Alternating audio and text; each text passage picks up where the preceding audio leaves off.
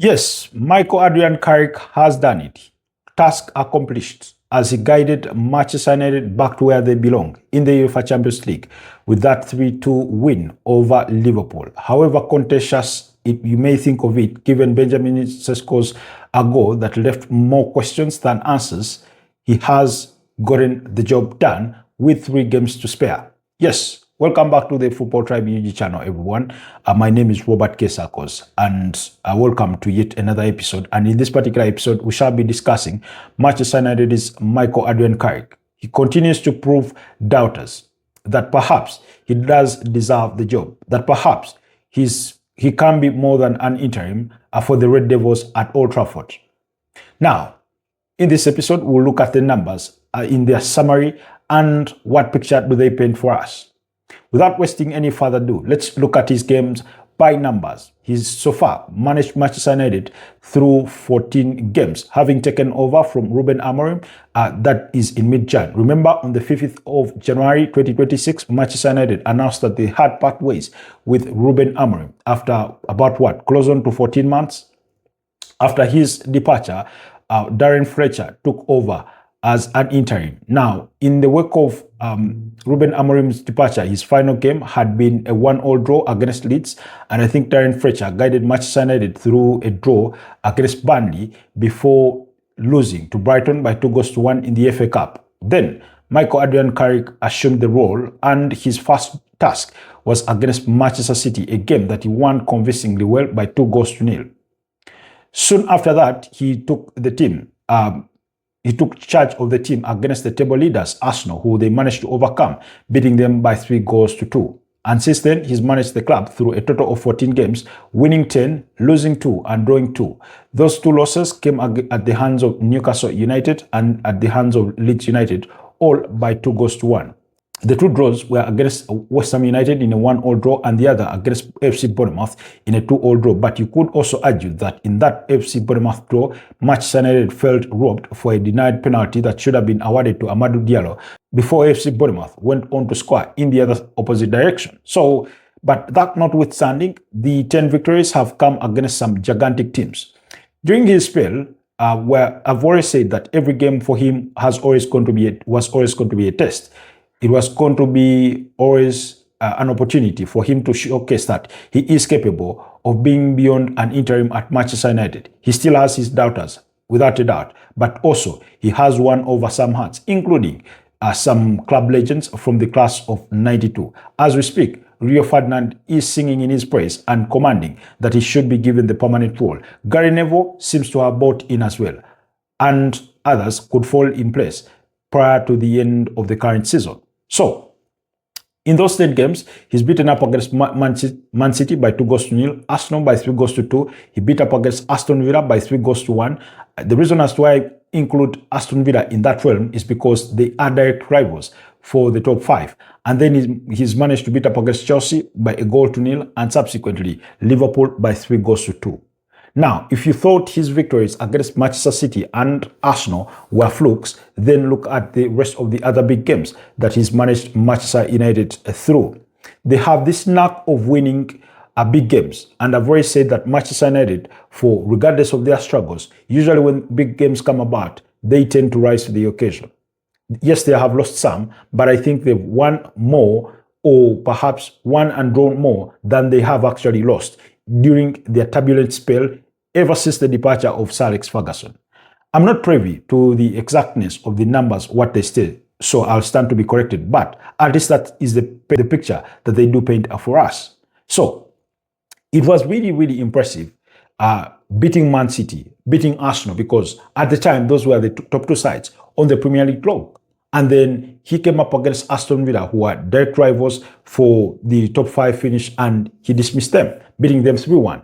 Chelsea, not the best of their performances, but they found a way to win nonetheless. And then, of course, yesterday against Liverpool, where I thought it was a game of 2 halves.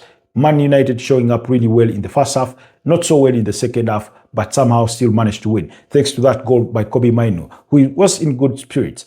What a way to seal your incredible week, a week in which he signed his new extended contract at Manchester United that gave him a bumper pay. He looks like he rewarded that with a brilliant goal against Manchester United's arch rival in Liverpool, but also to seal UEFA Champions League football. If there's any big bonus waiting for those Man United players, trust me, Kobbie Mainoo is going to have the fastest of it. Then the other victories came against Crystal Palace, against Brentford, against Everton by 1-0, against Tottenham Hotspur by 2-0, against Fulham by 3-2. I think the victory against Brentford, that was 2-1. Crystal Palace, was it also 2-1 as well? I think, or thereabout. Then, so it's really, really been impressive. When he took over the realms at Manchester United, the task was simple: guide Manchester United back to a Champions League football. I think that would have been what they asked of him to do for this Man United side. And we will find out where he left, where he found Manchester United prior to taking over. Because when Ruben Amorim left the club, they were sitting 6th on the Premier League log. And at that time, they had 31 points.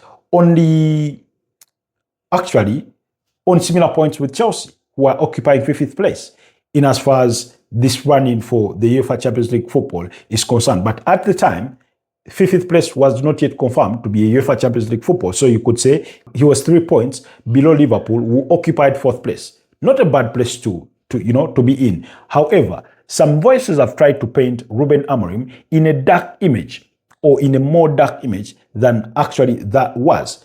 Forget not that Ruben Amorim had a very good spell prior to the Africa Cup of Nations. And then he went on to lose Nusa Mazraoui, Amadou Diallo, Brani Mbeumo, who else, that left the club and went away for the Africa Cup of Nations. When they returned, of course, during that period of time, that's when they had a bit of turbulent results.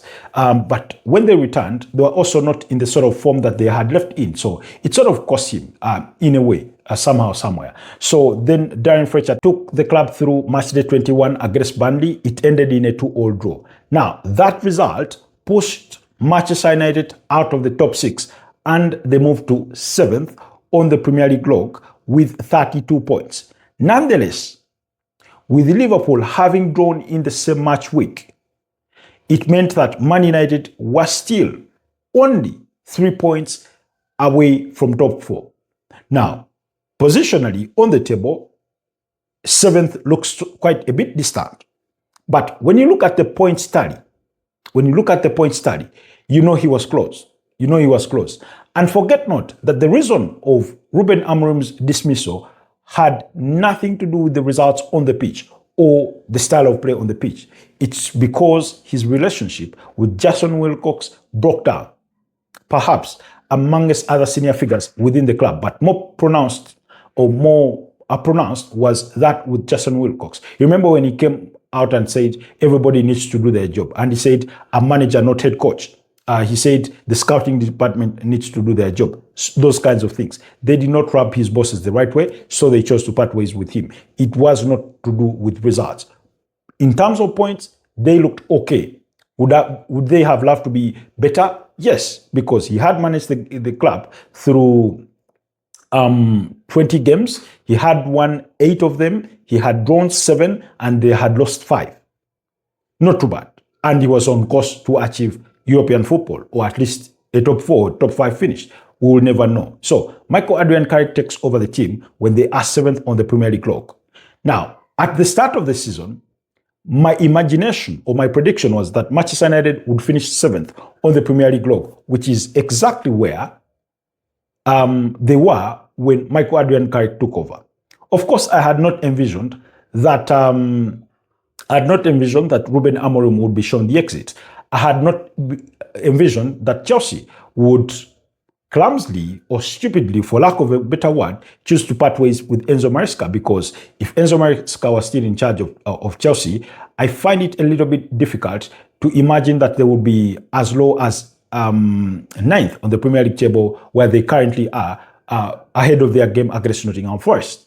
I would not have imagined that. So, because the previous campaign they had finished 15th, I thought Ruben Amorim would sort of grind through the season, and somehow they finished 7th on the Premier League log. Of course, maybe it would have been a UEFA Conference League position, still not ideal, but I thought in the context of their project, of him going through building this Manchester United back to their glory days, that's where they would land. Of course, it was not a given. It was merely a prediction. He could have easily punched above his weight and taken them, to Champions League football with a top 4 finish. You never know. So, Michael-Adrian Carrick takes over with the club at 7th. And like I said, he's done remarkable because in those 14 games, we have seen what the numbers suggest. But also, what the numbers tell us is that they've scored 27 goals and conceded 16 goals. Now, that leaves you with a goal difference of what? 11. In terms of goals scored and goals conceded, you feel that something is lacking because in 14 games, that means they don't even average 2 goals per game. It's less than 2 goals per game. But like I said, not a bad place to be either because they've not conceded too much. Conceding 16 goals sounds less ideal, but again, not the worst case scenario. So out of the 42 points available for him in those 14 games, he's managed to take 32 of those, and that's impressive. That's really, really impressive. So give Michael-Adrian Carrick his flowers. And for me, I'm here to give him his flowers. Congratulations to Manchester United for qualifying for UEFA Champions League football because that victory yesterday meant that they cannot finish anywhere outside the top 5. Nonetheless, they can also not win the Premier League following Arsenal's victory against Fulham. But that notwithstanding, he's done it with 3 games left to spare. His next game will be against Sunderland away. Then they will play Nottingham Forest at home and then wrap up the season at the Amex Stadium against Brighton and Hove Albion. So he could even still do better. Now, the biggest elephant of the question in the room is, should he be given the permanent role? I mean, that's a difficult question to answer, but it can also be an easy question to answer if Man United can tell us what their objectives are. I've constantly reminded you guys that according to Omar Barriota, the club wants to win the Premier League title in the season of 2027-2028. If that remains the case, ideally, I wouldn't rule out giving him the job. Nonetheless, as well, Manchester United do find themselves in a similar situation like they were back in 2019. You remember when they part ways with Jose Mourinho in December 2018, they went to Molde and picked up their former player in Ole Gunnar Solskjaer to come on as caretaker. In his role as caretaker, he took charge of about 13 games.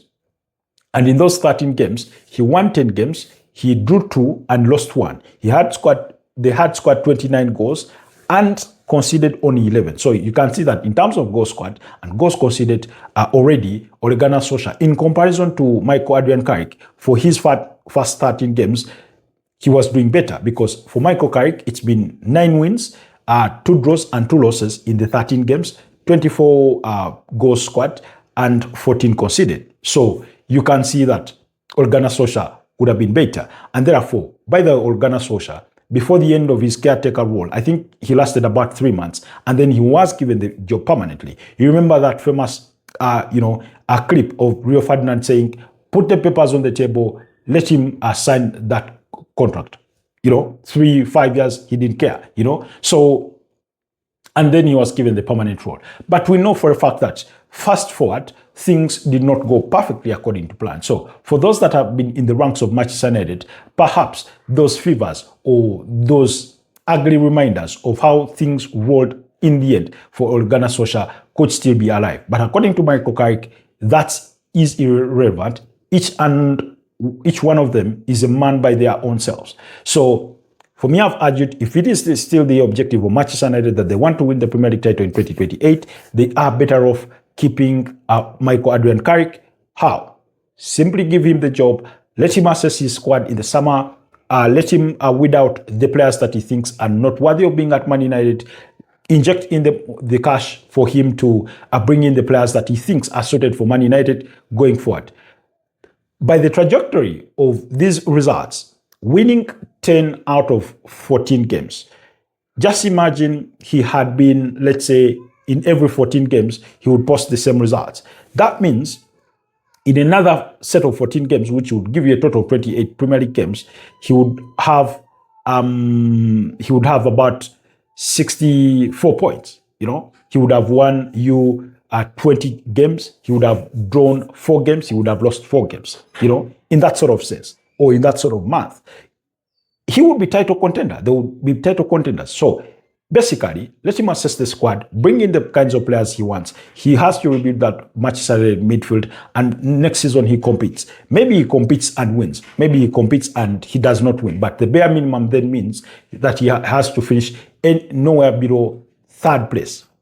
In other words, he should be close to winning it, or at least in the conversation of it. And then at the end of the season, you assess what costs Manchester United the Premier League title if he has not won it, and say, okay, based on what we have, based on how the season is gone, with all the other responsibilities in other competitions, this is where we are lacking, and then you inject in. You remember Sir Alex Ferguson when he lost the 2012 Premier League title on goal difference at the expense of Manchester City. He went in the summer, went to Arsenal and poached out Robin van Persie, and the subsequent year 2013, they were Premier League champions, and they signed out perfectly well out of Manchester United. So I think based on those criteria, that will be the course of, or the trajectory or course of direction that Man United will be looking to take. Nonetheless, if their aspirations are to dominate English and European football like they did for the period between 2007 and 2013, then possibly I would suggest they take a different direction. It's a mere suggestion. Remember during that period, they won, I think they won 5 Premier League titles. That's 2007, 8, 9. They skipped 10 and lost it to Chelsea, won 2011, skipped it in 2012, lost it to Man City, and won it in 2013. In that same period, they won the UEFA Champions League title in 2008, played 2 other finals in 2009 and in 2011, losing both to Barcelona. So that was a period of Manchester United dominancy. Why? Because Sir Alex Ferguson had built the squad for it, and he went on, of course, some players left at some point, and he kept on replacing really, really well. Of course, we know that after 2008, 2009, was it? When Cristiano Ronaldo leaves and he goes to Real Madrid, and then other players left during that spell, the likes of Carlos Tevez, he left for Manchester City and things like that. So, but at least they were dominant. So if Man United want another period of dominance of that category or that similarity, I would suggest that they go in a different direction, that they look into building what would pass for a project. Of course, then their cost of building that project could take a bit of a shorter time, given the kinds of players that they already have. You have a good goalkeeper in Senny Lomans. You have some good forwards like Barani Mbeumo, Benjamin Sesko, Matthias Cunha. You still have Bruno Fernandes, who can still give you another 2 to 3 brilliant years at the top of his game. You have a Kobe Mainu, who is very, very looking really excellent. So you look, who does he partner with? In your backline, yes, you need some reinforcement.